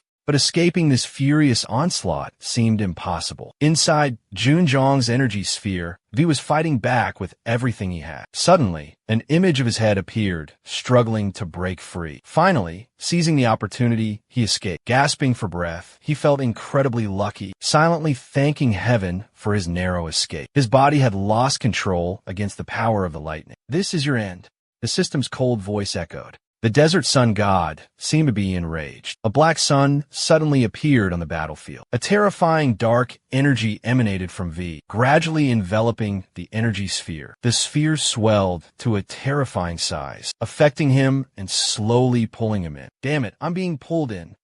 I've exhausted all my energy to unleash the Fire King technique. Now, you struggle, mustering your last ounce of strength, desperately running backwards. I have no strength left to escape. Therefore, your body is gradually being sucked into the vortex. Jun Jiayong wakes up, suspended in midair. He is utterly bewildered. There's no exit, no sky, no sun, no light, no temperature, no sign of life. Just an endless, terrifyingly empty abyss. Suddenly, his body plummets downwards. Am I falling? Is this my death? In that precarious moment, a voice rings out, pulling him from his stupor. Stay focused. Banner appears, catching him in a tight embrace and charging forward. Jun Jiayong exclaims in astonishment. Banner! He quickly escapes the terrifying black mist, finally bringing him to safety. He urgently uses Bifrost, shouting, Hurry! It's about to explode. The boy's face darkened. A terrifying explosion suddenly erupted. Billowing black smoke converged, forming a massive sphere, then vanished in a flash. They reappeared elsewhere, creating massive plumes of dust and smoke that obscured the sky. Jun Ji yelled, unleashing the Bifrost technique, creating a brilliant rainbow shield that enveloped the entire temple. Vander flew into a rage, tightening his grip on the boy's neck. What the hell did you do? We need to use Bifrost to get out of here. He snarled at Jun Ji, his voice filled with fury. But you used it as a barrier to protect this temple. Do you want to die with these people? The boy explained, if I didn't, everyone would die. There was no other choice. Bastard. As the two argued, earth-shattering explosions echoed from behind. You damn fool. After Bander uttered an incantation, they both vanished instantly. The explosions intensified, but miraculously, the barrier held strong, preventing it from spreading. However, the others were completely unaware of the impending danger. Wanho fidgeted anxiously, while Li Junjiang remained eerily silent. Wanho blurted out, he erected a tomb wall, a barrier, around us to shield us from that devastating explosion. But an explosion of that magnitude, could anything survive? Even an AI? In an instant, he teleported, hurtling forward, his heart pounding with worry. From behind, Li Junjiang suddenly reached out and grabbed him. Wanho spun around in frustration. Why are you stopping me? Dong Inchong and Li Junjiang are out there, in danger. We have to save him. Hurry. Inchong calmly replied, No, there's no need. There's no need to save him. She calmly explained, You should get used to this. It won't be long before he returns. As if nothing ever happened. He pondered. So that's why. His gaze shifted to the remaining members. They were all part of his team, Li Junjiang's team. Except for me, the last to arrive.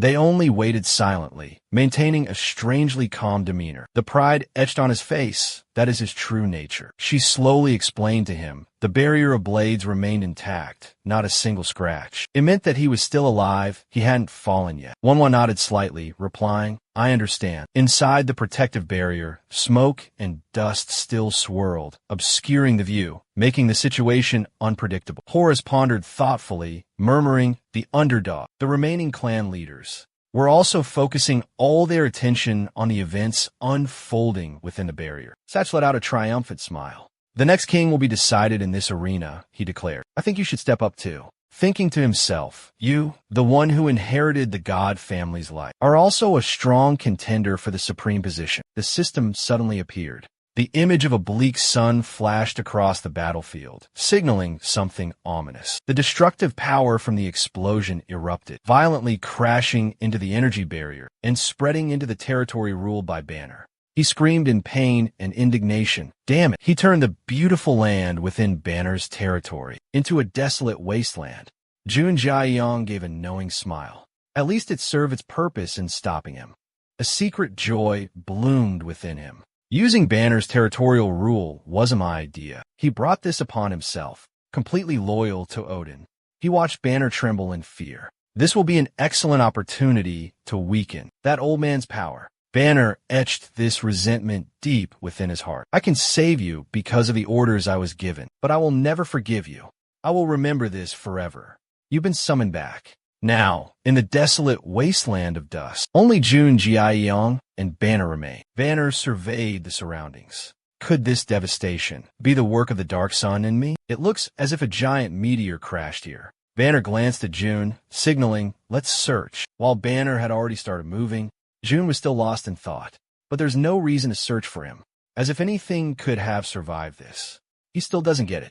A system notification suddenly appeared. Mana flow skill activated. Jun made a mental note of it. He looked down at himself, thinking he could use mana flow to track his mana signature. Suddenly, he sensed something strange. His mana signature. Suddenly, he sensed something strange. His gaze fell upon a piece of cloth trapped beneath the rubble. There was nothing but debris and dust there.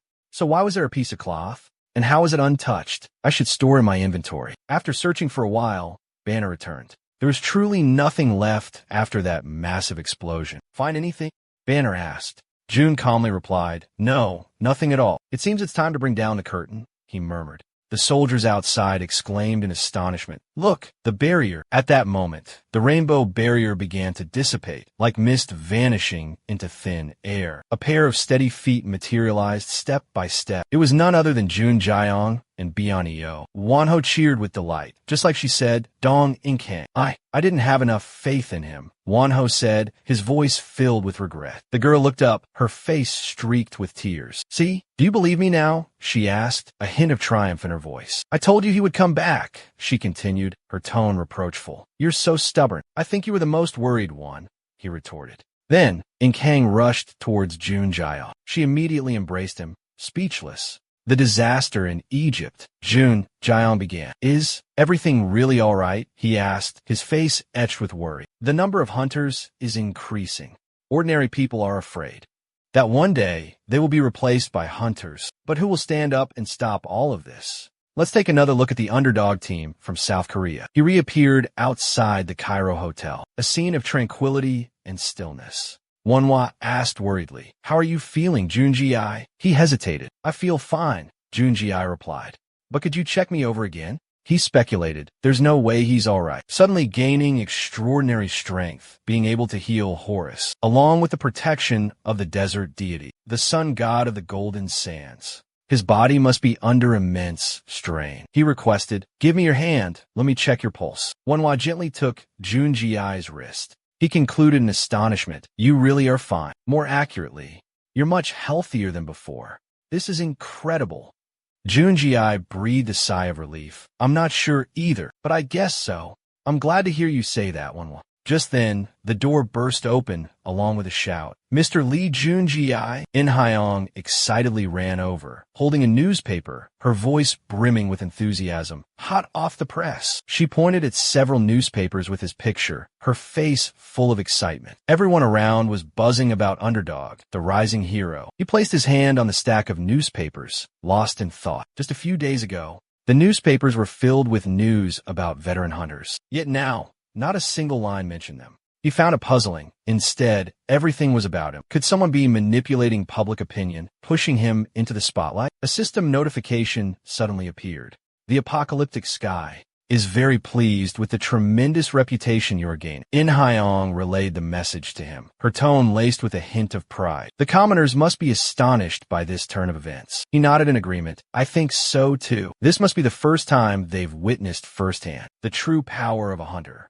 In Hyong spoke frankly. But that's not a power just any hunter can possess. Jun Hyong pondered the outcome of recent events. However, this method is proving quite effective. Now, everyone needs to be on high alert for these hunters. If we continue to tolerate this situation, the hunters will dominate the common people, and the commoners will be nothing more than caged animals. A knock echoed, and Inap entered with a bright smile, bowing respectfully. Underdog, sir. Junji quickly rose to his feet, returning the gesture. Inap, sir. Inap formally extended an invitation. I've been sent by Lord Horus to request your presence. Will you come with me? Without hesitation, Junji immediately agreed. Certainly, after the fierce battle with Set, Lee Junji hadn't had a chance to see Horus, because Horus had been sealed away for so long, and suffered numerous serious injuries in the fight against Set. He needed treatment. Therefore, for the past few days, he's been under special medical care. That's what the new king of the Nile has been doing. As they walked, Inap expressed his gratitude to Junji. The entire Nile is deeply grateful for your assistance. Underdog respectfully began his presentation. Although you hail from another world, you have received the blessing of the divine light from the gods. Therefore, you are the next king. Before he could finish, Zhang Jiang interrupted. I have no interest in the throne. I don't want to cause any unnecessary trouble. Look at your palm. That divine light will soon leave me. Although it still shows that I am protected by the desert sun god, a series of system notifications popped up continuously. The apocalypse sky frowned at the sun god. The desert sun god looked bewildered. You see, think it over. The apocalypse sky began to complain, saying that the desert sun god couldn't protect two people at the same time. Clearly, they will choose Horus. Underdog bowed his head. Then there's nothing to worry about. My sincere gratitude. They had arrived at the main hall. When Junying and Ineb arrived, everyone was already gathered. Horus spoke first, expressing his apologies for the way you journeyed with me and saved the river from its cruel fate. He emphasized that Junying was the savior of Egypt. Egypt has decided to repay your kindness. We will grant you any wish you desire. Horus encouraged, so speak freely. What is it that you long for?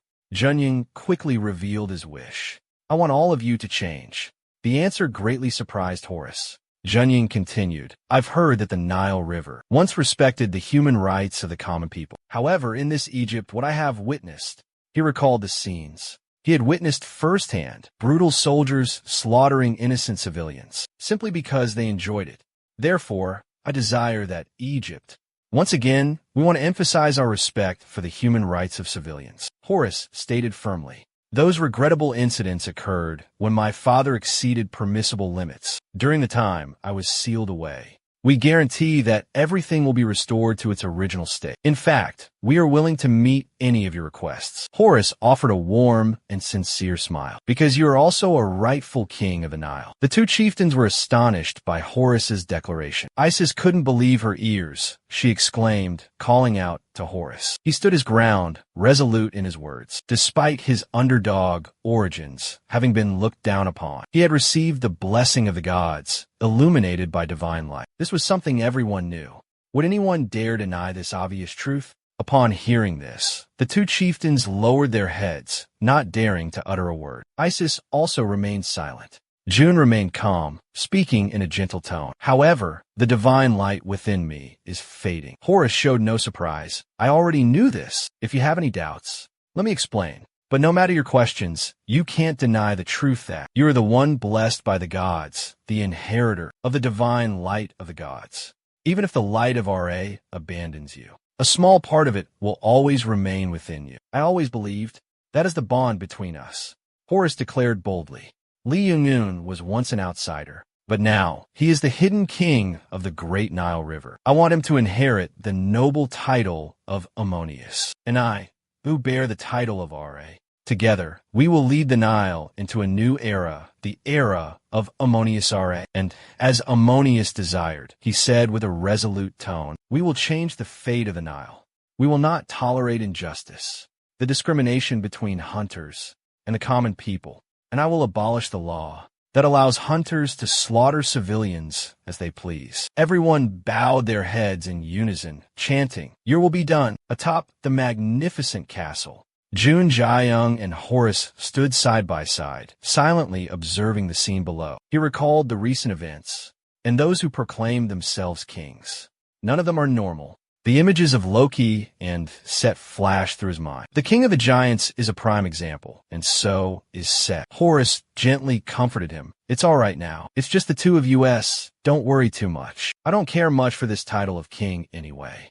He extended his hand, gently touching the frost on Jun Jiayong's face. Are you angry with me? When I said that, I understand how you feel. Jun Jiayong smiled and replied, "It's okay." The frost gradually melted, falling to the ground. Jun Jiayong's handsome face was revealed, relief evident in his expression. I'm thinking of abolishing the kingship of the Nile as well. He unexpectedly announced his abdication, relinquishing the throne. Horus said, sharing the thoughts that had been forming in his mind. Times have changed, and in some cases, is the lifespan of those who hunt for power truly eternal? It's truly dangerous for those who crave power, if they dare to reach for ultimate authority. He began to jest, his tone laced with sarcasm. There's no way to know if one day I myself will have a change of heart. That thought suddenly crossed his mind.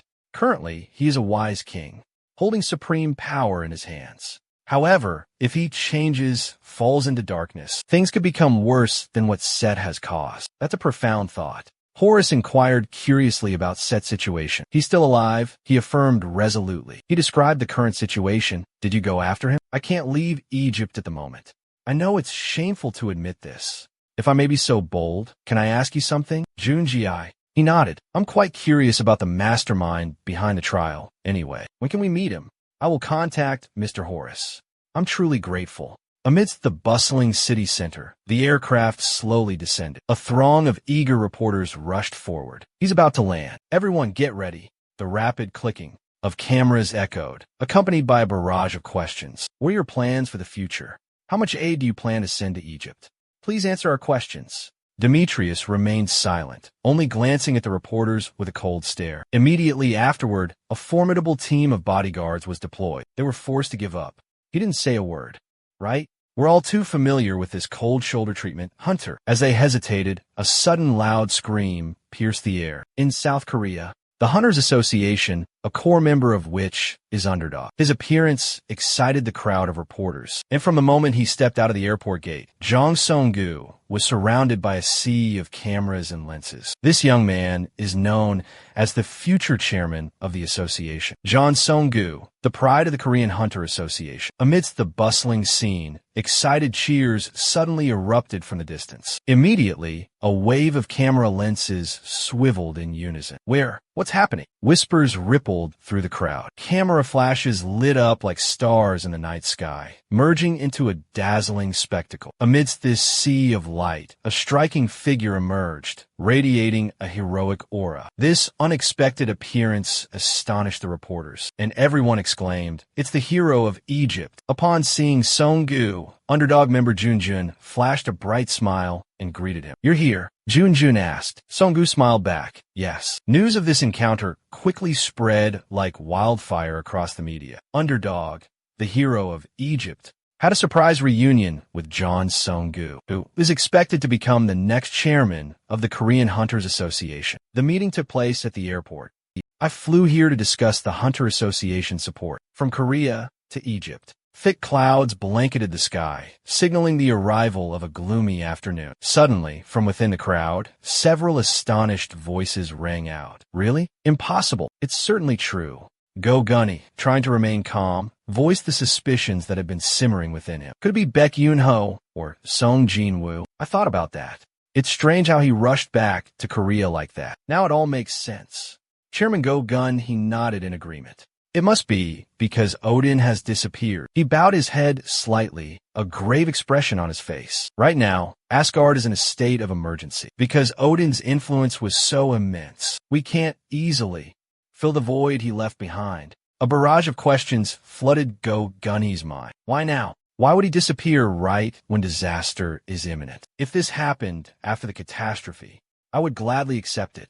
But you're only concerned about one thing. This is highly unusual with the impending doom. Where'd he go? Mr. Goo's driver folded his arms in deep thought. He's not the type to be easily ambushed or kidnapped. Furthermore, the last place he was seen was on his own territory, Asgard. Wherever he went, he definitely went alone. He voiced his thoughts as he drove. Since he disappeared on his own, what is he planning? In fact, he's doing it right now, right before the disaster. Mr. Goo's driver tried to reassure him, advising him not to worry too much. Like I told you, he's preparing for the upcoming disaster himself. Although he had gone completely silent, it didn't seem like too serious of a problem. However, things are clearly not that simple. Jun sighed in relief after hearing this. A weight lifted from his shoulders. He responded in a reassuring tone. No matter what, we've lost a crucial asset. Let's finish our mission here quickly and return. Despite saying that, a lingering worry remained at his heart. Odin's sudden disappearance was unusual, completely different from previous times. It must be because of me, he thought to himself. If I hadn't appeared, maybe everything would have gone according to plan. That thought made him feel incredibly uneasy. In a towering building far from the hall, a top-secret meeting was taking place. Demi Choi stood up and declared, "We deeply regret the unexpected incident that occurred in Egypt. Takamagara will be dispatching the majority of our heroes to aid in the recovery and reconstruction efforts." Chairman Jin Ewi of the Egyptian Hunters Association sat pensively on the dais, a thoughtful expression on his face. They're vying for control of Egypt by sending their strongest heroes here. The young man's gaze shifted towards another figure, a man sitting alone. Yasin. He's a member of the secretive organization backing Japan, Takamagara. This is the first time I've heard that name. But everyone here, they're all among the top 5 heroes in the world. Just then, from the audience, a chorus of disgruntled shouts erupted. The incident in Egypt has severely damaged the reputation and standing of hunters globally. Therefore, we demand appropriate compensation. Hearing this, Chairman Juin GWI's expression darkened further. The guilds here have the same goal as Japan. With Egypt weakened, they all want to seize and control it. The young man spoke up. What about the Asgard Guild? Will you not participate? After the discussion, Song-gu firmly stated, "We agreed not to interfere in the Nile's affairs anymore." He continued in a softer, gentler tone. "And we've already had enough influence over the Nile River. Someone has made this a whole lot easier. It's all thanks to the hero of Egypt, Underdog." Seeing Song-gu's impatience, he tried to dissuade him from thinking that way. Song-gu's gaze shifted forward again. It's true. Look, Horus stepped onto the podium and addressed the crowd. Egypt has been saved by a hero. Therefore, we have decided to continue to express our deep gratitude to that person. He shuddered involuntarily. Don't tell me, Horus solemnly declared. Egypt will now merge with Asgard of Korea. More accurately, Egypt will cooperate with Underdog. Demetrius immediately glanced over, his face full of alarm. More and more people were paying attention to him, enduring the scrutinizing stares and whispers. They both remained silently seated. All eyes were on us. Song-gu's face suddenly darkened.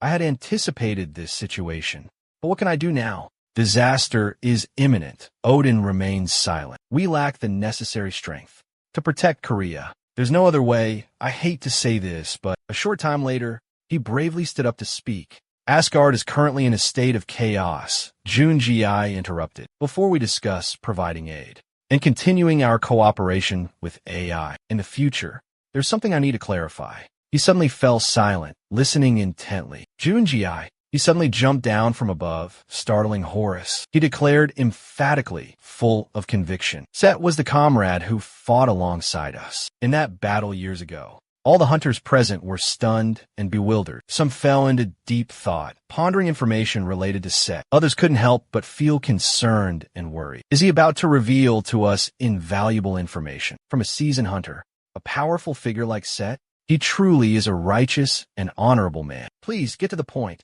He began to explain. He told me that a major incident is about to occur. An extremely significant event is about to unfold. Then he shared his premonitions, and it was related to the unusual appearance of gates, especially recently.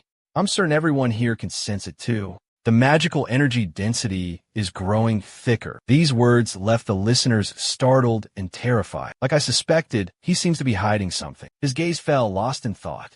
He could only reveal part of the truth, saying it was just one of the warning signs of a terrifying disaster about to strike. Junji frankly expressed his personal opinion without hesitation. It's been a long time since the gates and the hunters appeared. Everyone believes that there won't be another catastrophic event, right? My boss revealed a few things to me about this. He said a terrible calamity is coming. He placed a hand on his chest, asserting confidently, the boss tried to recruit me. That's why he revealed this secret to me. Horus's face was etched with astonishment, speechless. Junji continued his story. The boss told me that there exists an AI with terrifying power beyond human comprehension, is plotting to conquer and rule this entire world. He also said that if I submitted to Demetrius, I would be allowed to collaborate with them.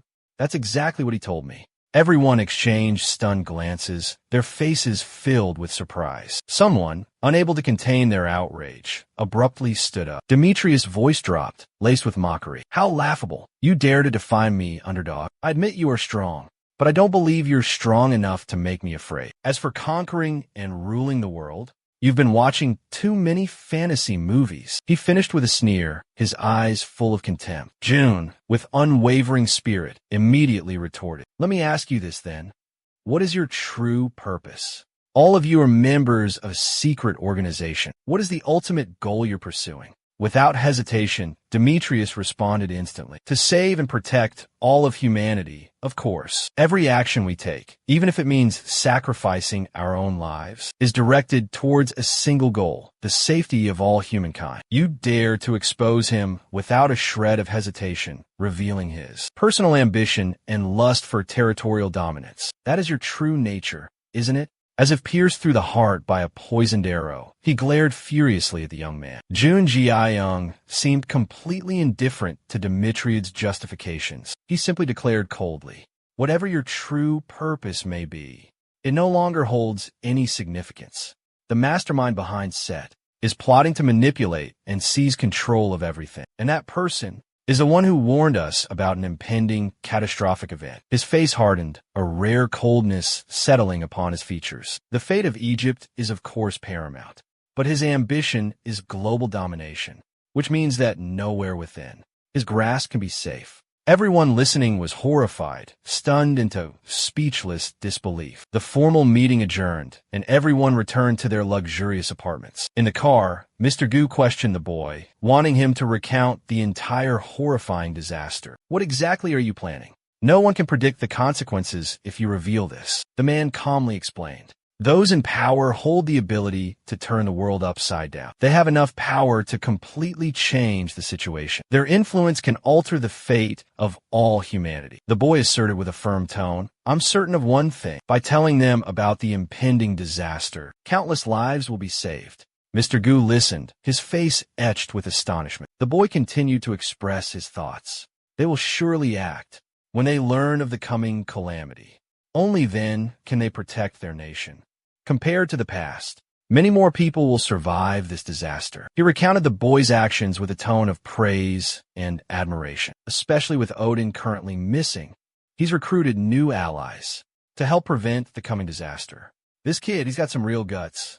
Our positions are crystal clear. He declared firmly, let's pray everything goes smoothly. The clouds dispersed, leaving only the buildings standing tall and silent. Demetrius stood on the rooftop, gazing into the distance. A moment later, he muttered two words, catastrophe. His mind was a whirlwind of thoughts. I came here to help Egypt, to seize their power. But when I heard about this catastrophe, I thought it was all a hoax. Recalling the moment on the podium, June made a bold declaration. That leader tried to recruit me to his side. That's why he revealed this secret to me. It left him deep in thought and worry.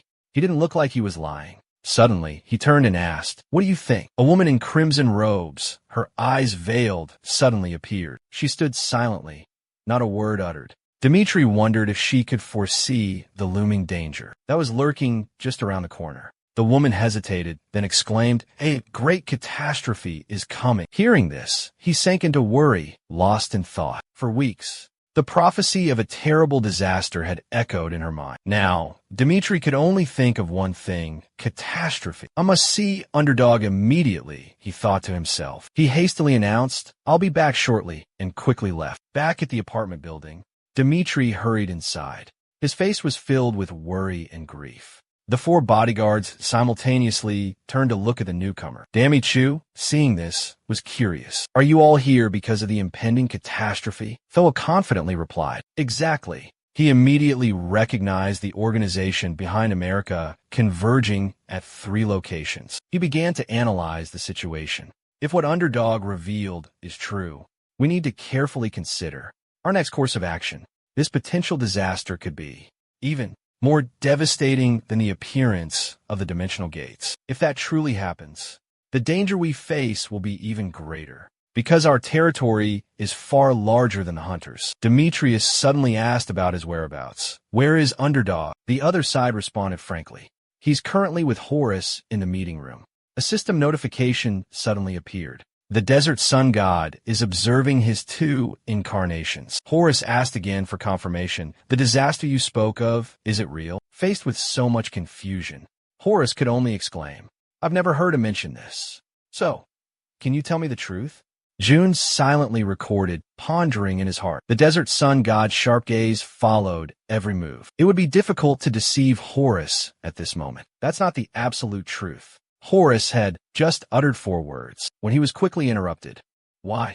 But those words weren't entirely lies either. "Do you know there's someone else behind him, pulling the strings? Can you guarantee that?"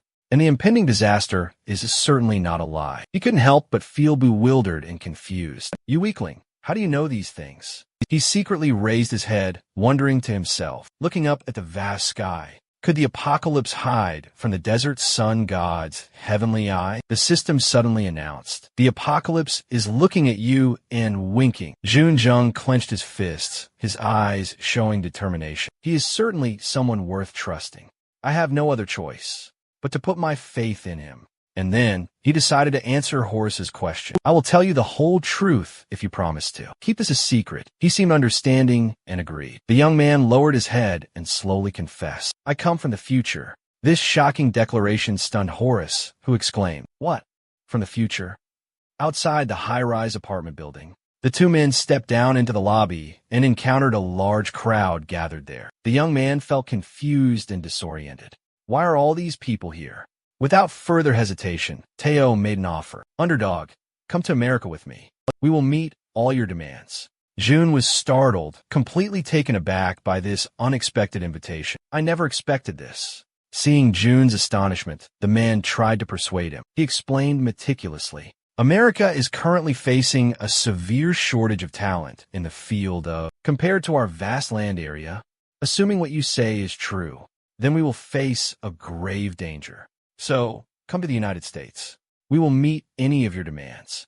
The negotiation made many people contemplate. America is actively recruiting Underdog. Is Underdog really that valuable? And then 2 others seized the opportunity to speak up. "The Philippines welcomes you. Australia also desires to have you." Suddenly, a strange sound echoed, catching everyone's attention. Demetrius unexpectedly displayed his special ability. "Come to Japan." June's sharp eyes flashed with a complex look. "Japan's Yasin. He's putting pressure on everyone here. With his overwhelming power, Demetrius continued to entice. I can give you anything you want. Suddenly, the entire building shook violently. Before anyone could understand what was happening, an earthquake? No, Thor quickly realized something was wrong. A spatial gate suddenly collapsed. Soldiers rushed in, reporting a dire emergency on the other side of the gate. Quickly, we must send reinforcements, Thor commanded. Chaos erupted as a pack of ferocious hounds attacked the people. Screams of pain echoed everywhere. Brave citizens fought back with their swords against the relentless assault. Back in the towering citadel, two young men sensed a foreboding omen. They exclaimed worriedly, "What's happening?" The gate suddenly collapsed, without any warning. Horus, equally disturbed, spoke up. There aren't any other gates appearing nearby. Thor realized something truly unusual was occurring. He concluded, the gate collapsed as soon as it formed. Junji tried to calm everyone down. We don't have enough time to evacuate or prepare any countermeasures. We have to deal with the immediate problem first. After a tense period at the high-rise apartment complex, In-Jang stepped forward to report on the situation. The death toll had exceeded 100. Fortunately, the hunters and ninjas intervened in time, preventing the tragedy from spreading. However, because the gate appeared suddenly in the middle of a densely populated residential area, In-Jang tried to compose herself before continuing. Because everything happened so fast the moment the gate opened, it left us with no time to prepare or respond. Isn't this the catastrophe you were talking about? She questioned. Are you just trying to appease me? In-Chong looked exasperated. This is just the beginning, Dong In-Chong. Please, bring everyone back to Korea and form an alliance with the White Tiger Guild. Seeing him calmly observing without taking action, she couldn't help but wonder. What are you going to do? She asked, wanting a clear explanation. He then outlined his plan. Currently, the situation here is complex. He presented a sharp argument. The world's strongest heroes are gathered here, and they have witnessed the beginning of this disaster firsthand. This will be enough to convince them to raise their guard and strengthen their defenses. This way, we can save more lives. She still seemed hesitant, but June revealed the dire situation that he was facing. The incident in China will happen in Korea as well. Therefore, Korea needs the support of all hunters. But currently, the chairman of the Hunter Association is missing. Jinwoo was stunned. Speechless. What? The chairman is missing? His expression turned grave. Odin has vanished. She, Princess Wonha, Fenrir, and Igris. I will use Bifrost to send everyone back. Right now, Korea desperately needs your help. Suddenly, an unusual light flashed from the window. The light shot up, forming a brilliant seven-colored rainbow across the sky. He gazed silently into the distance, watching the shifting sky with a pensive expression. There's no more time. I don't know how things will play out. I have to do my best to convince them. They returned to the previous meeting room. Junji stood at the podium, addressing the crowd. The chief told me there would be 3 warning signs before this disaster. He began to lay out his understanding of the situation. First, the collapse of the gates. As everyone witnessed yesterday, this was the initial sign. Those seated remained focused, listening intently. Second, the monsters will receive a significant power boost. Normally, C-rank monsters could be easily eliminated by C-rank hunters. But now, only B-rank or even A-rank hunters are capable of dealing with them. Junji's expression grew serious. And finally, the Phantom Gate. Demetrius felt a sense of unease about the mysterious dimensional gate phenomenon. However, the information he possessed was completely blank, amounting to nothing. Therefore, he could only honestly reply, I don't have the specific details, but I predict a major upheaval, similar to the events that transpired in China. Tai jolted, jumping to his feet. Thor couldn't believe his ears either, exclaiming, You mean, let's analyze the situation carefully, Demetrius said. Like a normal gate malfunctioning, it will become sealed and overflow with an immense amount of magical energy. This will cause countless deaths, similar to the second sign we witnessed. The monsters within will receive a significant power boost. Our only concern now is there any way to prevent this catastrophe? As things stand, even the information June possesses is vague. I'm not certain of any measures that could prevent this disaster. Dimitri pressed on, determined. Then allow me to ask one more thing, he pleaded. After all these omens and initial calamities, what will become of the world? The young man hesitated, uncertain. Confusion and fear warred within him. Everything will change.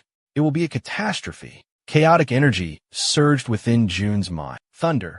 The gates will overflow with raw magic. Countless monsters of terrifying power will emerge. Thus, the monsters will become even more ferocious, and more lives will be lost. But humanity will also reach the pinnacle of its power. Many hunters will awaken, matching or even surpassing the current number of hunters. Just as the monsters absorb power, the hunters will also grow stronger. However, their potential for future abuse of power was a source of constant worry for Jun Jiang. Thanks to these brave hunters, peace would be restored. The world returned to a state of tranquility. But ironically, because these very hunters had saved humanity, it could lead to ordinary people becoming enslaved dependent on them. He pondered for a moment, but realized this wasn't something he could confide in them right now. Jun Jiang decided to get straight to the point, addressing their current objective. We need to rescue those in danger. Jun Jiang solemnly expressed his long-held concerns, revealing his deepest thoughts. Although disaster is imminent, our numbers are still too few. Hunters don't just spontaneously appear. That's why we must protect ordinary people, safeguard our potential recruits. Demi Choi smiled knowingly. I understand. This is war, and a soldier's duty is to protect the people. He declared boldly, I will ask you one more time. Come to Japan. I will grant you a position equal to my own. Upon hearing this, his face registered shock, and he immediately made a decision. Those around him became restless and agitated. They couldn't believe their ears. He dared to make such a bold offer to an unknown, insignificant rookie. The surrounding space began to violently tremble, causing the entire city to shake. Windows shattered into pieces under the immense pressure of the oppressive force. Horace, agitated, screamed in panic, Impossible! That's Demetrius! Immediately recognizing the collapsing gate. He was also horrified. Not just one, this is at least S rank. We can't hesitate any longer, he exclaimed. Horace declared resolutely, I'll go first, and immediately sprang into action. He launched himself forward, rushing to Jun's aid. Jiang couldn't just stand idly by either. A surge of energy coursed through his body. I've shared all the information I have with everyone. I don't intend to go to any country. Everyone simultaneously turned their gaze towards them. Jun Jiang revealed his desire. I implore each of you to return to your homelands immediately, because even within the safety of your own homes, a similar tragedy could be unfolding. He offered a final warning. I fear the catastrophe has already begun. The remaining people chose silence. Completely bewildered and unsure how to react. Countless ferocious monsters had closed in, surrounding the entire city. Creatures of immense size were about to shatter the peace of this place. A massive hammer was raised high, wreathed in destructive lightning. The bull's eyes glowed crimson with ferocity. It slammed a devastating blow onto the ground. The earth-shattering impact injured many soldiers, despite their attempts to evade it. A brave warrior raised his sword, gasping for breath. These monsters are nothing like the bulls we know. They were much larger and faster than anticipated. Suddenly, their movements froze, as if they had sensed something unusual. His weapon blazed fiercely as he propelled himself forward. A fatal blow pierced straight through the beast's head, bringing the bull down instantly. Junji landed safely to the joyous cheers of the soldiers. I owe you my life, Junji said gratefully. In the urgency of the moment, he quickly instructed, we'll hold off the monsters. Quickly evacuate the others to safety. He obediently followed the order. All right. In a flash, Junji vanished. Behind him, fiery wings erupted with power, surveying the scene from above. He pondered deeply. The size of these bulls is quite similar to the Jotun giants of Utgard. Despite their bull-like appearance, they're no different from savage giants. This is the true power of a monster, escaping from a collapsed S-rank gate. Chaotic aftershocks are still emanating from that gate, making Junjung anxious, as it seems another monster hasn't emerged yet. Faced with such a critical situation, he becomes even more certain of one thing. I see, the final boss of the S-rank gate. It's trying to force its way out. I have to stop it. Immediately, Junjung shoots through the air, his movements observed by Demetriad from below. Witnessing this, he silently calls Junjung an underdog. Suddenly, Demetriad recalls the words of the mysterious girl. I will help you fulfill your mission. He mutters to himself. He's someone deeply connected to my destiny, yet completely unaware of it. Suddenly, a colossal tree root lashes out from behind him. Demetriad simply raises his sword and delivers a few swift strikes. The poor buffalo was ripped to shreds, its flesh and bones mangled, before it could even react. The brutal scene sent Demetrius in a deep thought. Strangely, every time her eyes met his, her heart would race, faster and more urgently. It felt as if he was pulling her towards him with some unseen force. Deep down, she was determined to follow him, no matter the cost. A torrent of chaos poured from the mysterious gate, like a bursting dam. A gray, sinewy hand, rough as bark, slowly emerged. A high-level monster had appeared, ready for battle. The enormous hand easily grasped a skyscraper, as if it were a toy. Junji watched the horrifying scene unfold with utter astonishment. This monster is truly gigantic. It makes skyscrapers look like tiny toy models. All right, before it fully steps through the gate, we must destroy it.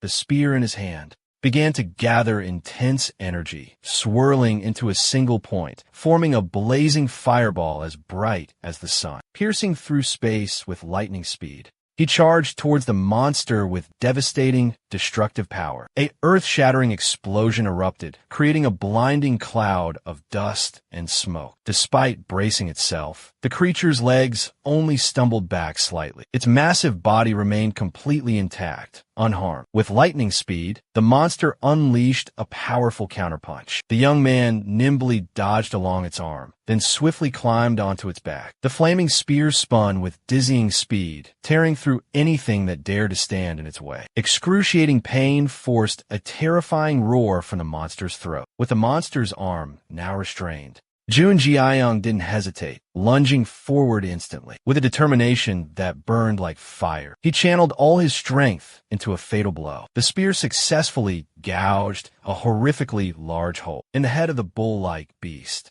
Gasping for breath, the young man thought he had finally defeated it. The monster's colossal body began to topple backward, with nothing left to support it.